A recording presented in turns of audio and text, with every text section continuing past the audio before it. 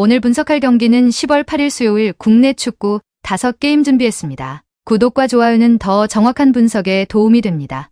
바로 시작합니다. 첫 번째 경기 인천 대 수원입니다. 인천의 윤정원 감독은 두 줄 수비를 바탕으로 실리적인 역습 전술을 완성했습니다. 중원 간격을 좁혀 압박을 유도하고 볼을 탈취하는 순간 이명주의 예리한 전진 패스로 빠르게 공격을 전환합니다. 바로우와 제르소는 폭발적인 스피드로 상대 수비 뒷공간을 파고들며 한 번의 전환으로 결정적인 찬스를 만드는 유형입니다. 특히 홈에서는 세컨드볼 장악과 빠른 템포를 바탕으로 상대 빌드업을 차단하며 짧은 패스 몇 번으로 박스를 공략하는 실리적 운영이 돋보입니다. 수원의 변성환 감독은 높은 점유율과 전진 빌드업을 중시하지만 핵심 공격수 김지현의 결장으로 인해 박스 안 결정력과 전방 압박의 강도가 떨어진 상태입니다. 일루첸코는 제공권과 연계 플레이에서 강점을 보이나 기동력이 느리고 파울리뇨는 중거리 슛은 위협적이지만 전환 속도가 느려 실수를 범하는 장면이 종종 나옵니다. 또한 높은 수비 라인을 유지할 경우 인천의 빠른 역습에 뒷공간이 쉽게 열리며 체력 소모가 누적될수록 수비 밸런스가 무너질 가능성이 큽니다. 이번 경기는 체력과 전환 속도, 수비 집중력에서 인천이 한 발 앞설 것으로 보입니다. 홈에서 빠른 압박과 역습 한 방으로 경기 주도권을 가져갈 가능성이 높으며 수원은 김지현의 공백으로 인해 경기 후반 집중력 유지가 어려울 전망입니다. 인천 승리 추천드립니다. 두 번째 경기 천안 대 부산입니다. 천안은 3백을 기반으로 하지만 핵심 윙백 이해찬의 퇴장이 가장 큰 변수로 작용하고 있습니다. 이해찬은 단순한 윙백이 아니라 수비 밸런스를 잡고 하프 스페이스를 커버하며 전환시 빌드업의 시작점 역할을 해왔습니다. 그의 결장으로 측면 커버와 라인 밸런스가 동시에 흔들리며 수비 전환 속도가 늦어질 가능성이 큽니다. 세컨드볼 회수력도 기복이 있어 좌우 균형이 무너질 경우 이선 커버까지 불안해질 수 있습니다. 홈에서는 전방 압박을 유지하겠지만 측면이 약화된 상황에서 뒷공간 노출은 피하기 어려워 보입니다. 부산은 3백을 유지하면서도 공격 전환 속도와 패턴 전개가 훨씬 유연한 팀입니다. 태시는 박스 안 침투와 제공권 모두에서 위협적이고 사비에르는 볼 운반과 공간 침투 능력으로 상대 수비를 흔들어 놓습니다.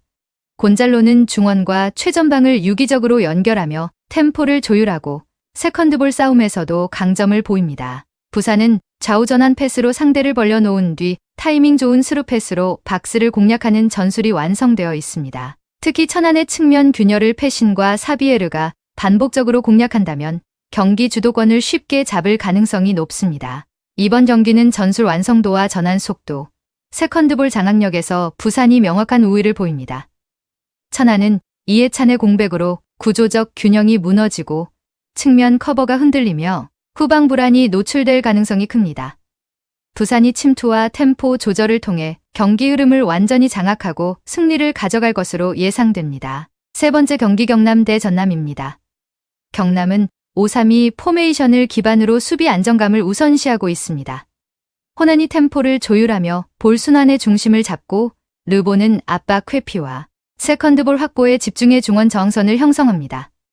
발디비아는 좌측 하프 스페이스를 활용해 크로스와 컷백으로 찬스를 만들어내며 방향 전환으로 상대 수비를 흔듭니다. 다만 측면 풀백 라인이 넓게 벌어질 때 1대1 대응이 흔들리고 후반으로 갈수록 체력 저하로 라인 유지가 어려워지는 모습이 반복됩니다. 특히 돌파형 윙어를 상대할 때 커버링 속도가 늦어 라인 전체가 한 박자씩 밀리는 약점이 있습니다. 전남은 5-3-2 시스템을 사용하며 빌드업 단계부터 명확한 전술 설계를 보여줍니다. 카릴이 후방에서 전진 패스로 압박을 풀고 마세도는 폭발적인 드리블과 컷신으로 수비를 무너뜨립니다. 브루노 코스타는 좌우 전환 패스를 통해 공격 템포를 빠르게 끌어올리며 발디비아는 단독 돌파와 컷백 모두 능숙해 결정적인 찬스를 만들어냅니다. 전남의 핵심은 아이솔레이션 패턴으로 한쪽 측면의 인원을 집중시켜 경남 수비를 유인한 뒤 반대편 발디비아에게 1대1 상황을 만들어줍니다.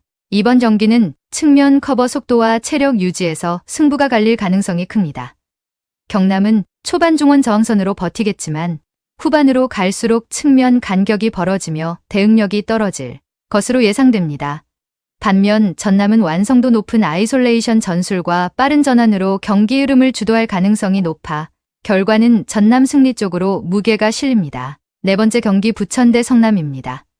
두천은 3-4-3 포메이션으로 운영되며 몬타뇨가 전방에서 볼을 지켜내며 공격의 연결고리 역할을 합니다. 하지만 빠른 템포 전환에서는 영향력이 줄고 윈백카즈의 복귀 속도가 느려 전환 수비 시공간이 자주 열립니다. 3백 수비진 역시 스피드가 느려 발 빠른 공격수를 상대할 때 간격이 벌어지며 뒷공간이 쉽게 노출되는 점이 가장 큰 약점입니다. 성남은 4-4-2 포메이션을 바탕으로 후이지의 제공권과 레안드로의 스피드를 앞세워 빠른 전환 공격을 전개합니다. 크레이타스는 중원에서 템포를 조율하고 신재원의 오버래핑과 레안드로의 돌파가 결합되면 측면에서 수비를 흔듭니다. 빠른 공격 템포로 상대 뒷공간을 지속적으로 공략하는 패턴이 완성되어 있습니다. 전술적 상성과 속도 싸움에서 성남이 우세합니다. 두천은 느린 수비 전환으로 인해 역습에 흔들릴 가능성이 높고 성남은 스피드와 템포 조율로 경기 주도권을 가져갈 전망입니다. 마지막 경기 안산 대 충남입니다. 안산은 3-4-3 포메이션으로 라인을 깊게 내린 안정적인 지역 강화 전술을 펼치고 있습니다.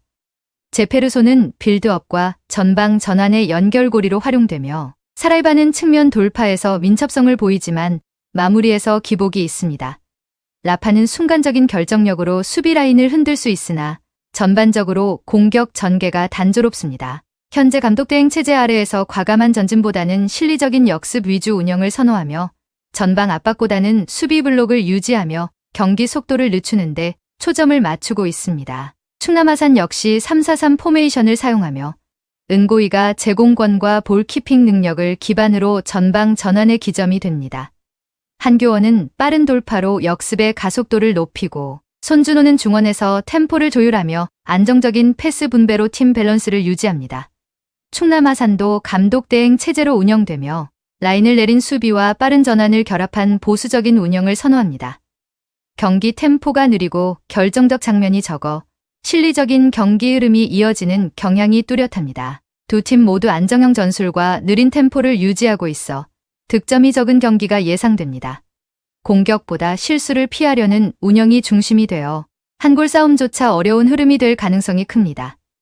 전술적 접근과 경기 양상을 감안하면 무승부 결과가 가장 유력합니다. 오늘 분석의 종합 정리는 성남, 전남, 부산, 인천 승을 추천드립니다.